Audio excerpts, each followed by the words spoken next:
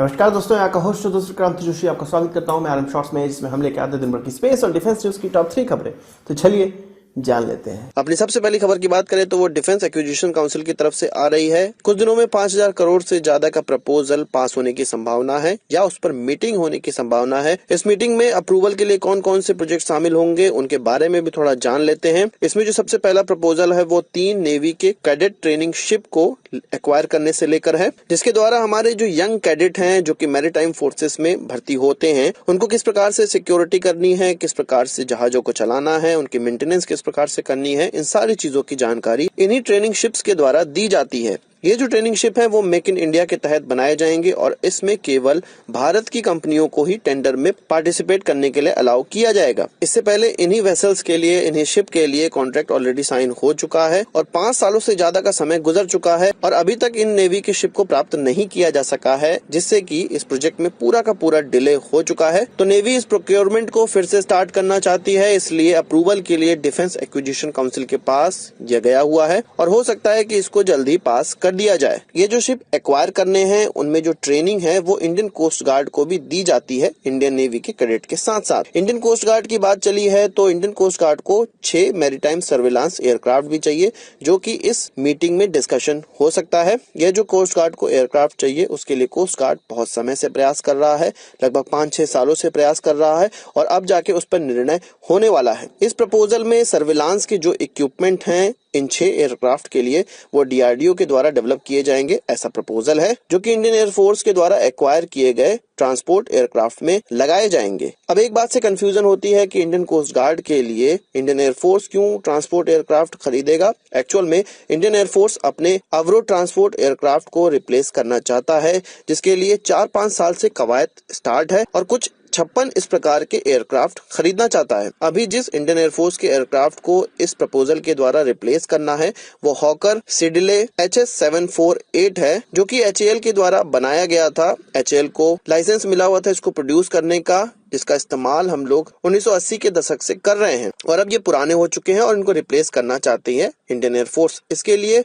4-5 सालों से कवायद स्टार्ट थी, जिसके लिए माना जा रहा है कि टाटा एयरबस के कोलैबोरेशन के द्वारा एयरक्राफ्ट को बनाया जाएगा, उसको चुना जा सकता है। पर वहीं पे HAL सामने आ चुकी है और उसने कहा है कि इन्हीं एयरक्राफ्ट में अभी थोड़े और जान बाकी है, हम इसमें नए एवियोनिक्स को लगा के और इसको थोड़ा रिफिट करके फिर से चला सकते हैं। तो इस पे अभी अंतिम निर्णय नहीं हो पाया है कि किस प्रकार के एयरक्राफ्ट लिए जाएंगे। तो इसी इंडियन एयरफोर्स की जो एयरक्राफ्ट लेने की कवायद है उसी में 6 एयरक्राफ्ट बढ़ा लिए जाएंगे और वो इंडियन कोस्ट गार्ड को सर्विलांस के लिए जो एयरक्राफ्ट चाहिए, जिसमें कि डीआरडीओ द्वारा डेवलप किए हुए इक्विपमेंट को लगाया जाएगा। इसके अलावा इंडियन एयरफोर्स के modernisation of airfield infrastructure project को भी इस मीटिंग में सामने रखा जाएगा, जिसमें कि भारत के जितने भी एयरबेस हैं उनको अपग्रेड करने की प्रस्ताव रखा गया है, जिससे कि अपग्रेडेशन के बाद इसमें हर प्रकार के एयरक्राफ्ट उतर सके, ऐसे सभी बेसों को भारत के ट्रांसफॉर्म करना है। तो इन सभी प्रपोजलों पे निर्णय होने वाला है डिफेंस एक्विजिशन काउंसिल की अगली मीटिंग में, जिसका मूल्य लगभग 5,000 करोड़ रुपए बताया जा रहा है और इसके बाद इसकी टेंडरिंग प्रोसेस होगी और फिर इसको खरीदा जाएगा। अपनी अगली खबर में इंडिया और पाकिस्तान के स्नाइपर्स की हम लोग बात करेंगे। आपको पता होगा कि पाकिस्तान की स्नाइपर्स की गोलीबारी में 21 दिसंबर को हमारे 2 जूनियर कमीशन ऑफिसर्स की मृत्यु हो गई और इसी प्रकार से हर महीने हमारे कई जवान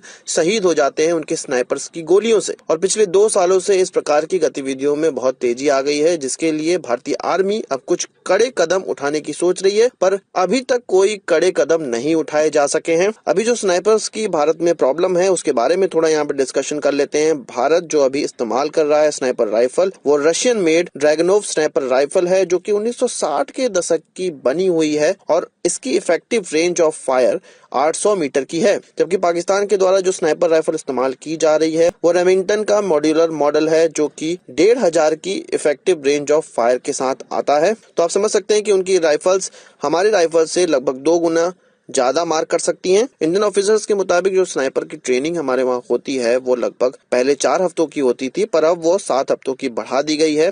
पहले ट्रेनिंग में केवल टेक्निकल पार्ट पर ध्यान दिया जाता था, पर अब मेंटल स्किल और इंडोरेंस पे भी ध्यान दिया जा रहा है। स्नाइपर ट्रेनिंग पहले यूनिट लेवल पर होती है और इसके बाद इंदौर मध्य प्रदेश में एक स्पेशलाइज्ड कोर्स कराया जाता है। आर्मी ऑफिसर्स के मुताबिक एक अच्छे स्नाइपर को बनने में लगभग 2 से 3 सालों का समय लग जाता है और इन 3 सालों में लगातार उनको ट्रेनिंग की आवश्यकता पड़ती है। पर इन ट्रेनिंग में जो सबसे महत्वपूर्ण बात होती है वो एमुनिशन की होती है। भारत में इसकी भी थोड़ी कमी महसूस की जा रही है। किसी भी यूनिट को जो एमुनिशन दिया जाता है उसका 5% ही केवल प्रैक्टिस के लिए दिया जाता है, जो कि बहुत कम है। भारतीय गवर्नमेंट ने रशिया से एक कॉन्ट्रैक्ट साइन किया है जो कि 31 लाख राउंड एमुनिशन प्राप्त करने का कॉन्ट्रैक्ट है, जो अभी तक डिलीवर नहीं हो पाया है। इसके अलावा फरवरी 2018 में डिफेंस एक्विजिशन काउंसिल ने 5719 स्नाइपर राइफलों के लिए आर्मी के प्रपोजल को पास कर दिया, जिसके लिए माना जा रहा है कि 982 करोड़ रुपए खर्च होने वाले हैं, जिसके लिए सितंबर में एक प्रपोजल फ्लोट भी कर दिया गया।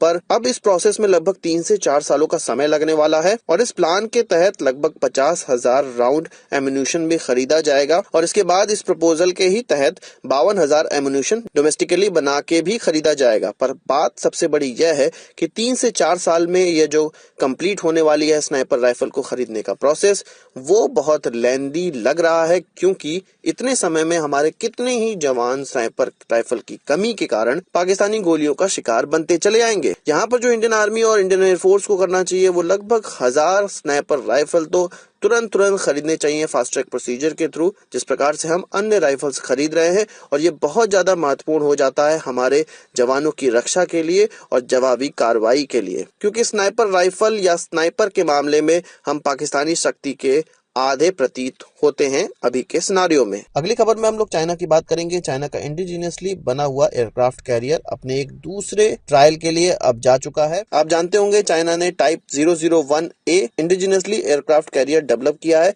जो कि उनके इससे पहले इस्तेमाल किए जाने वाले एयरक्राफ्ट कैरियर लियोनिंग का ही एक आप कॉपी मान सकते हैं, जिसको उन्होंने यूक्रेन से प्राप्त किया था। तो इस ट्रायल में चाइना उसके डेक पे एयरक्राफ्ट उतारने का प्रयास कर रहा है, उसकी पूरी टेस्टिंग चल रही है। हालांकि चाइना ने इस ट्रायल का अनाउंसमेंट नहीं किया है, पर उनके मैरीटाइम सेफ्टी एडमिनिस्ट्रेशन ने 28 दिसंबर से 4 जनवरी के बीच में येलो सी के आसपास के एरिया में सी ट्रैफिक को बिल्कुल बंद कर दिया है। इसका मतलब है कि वहां पर एक बड़ी गतिविधियों को अंजाम दिया जा रहा है और इस एयरक्राफ्ट कैरियर का जो होम पोर्ट है वहां से इस एयरक्राफ्ट कैरियर को निकलता हुआ देखा गया है, जिसकी कई तस्वीरें इंटरनेट पे घूम रही है। और दबे तौर पे यही खबर निकल कर आ रही है कि इस एयरक्राफ्ट कैरियर पे अब एयरक्राफ्ट उतारने का ट्रायल किया जाएगा, क्योंकि अप्रैल में चाइना इसको कमीशन करने वाला है अपनी नेवी में। इस एयरक्राफ्ट कैरियर में शेनयान J-15 को एकोमोडेट करने की संभावना है, जो कि सुखोई Su-33 का ही चाइना मेड मॉडल है। इसके अलावा इस एयरक्राफ्ट कैरियर में कई हेलीकॉप्टर भी एकोमोडेट किए जा सकते हैं। ये जो एयरक्राफ्ट कैरियर है वो 70,000 टन डिस्प्लेसमेंट वाला है, जिसमें कि लगभग 32 J-15 को एकोमोडेट किया जा सकता है,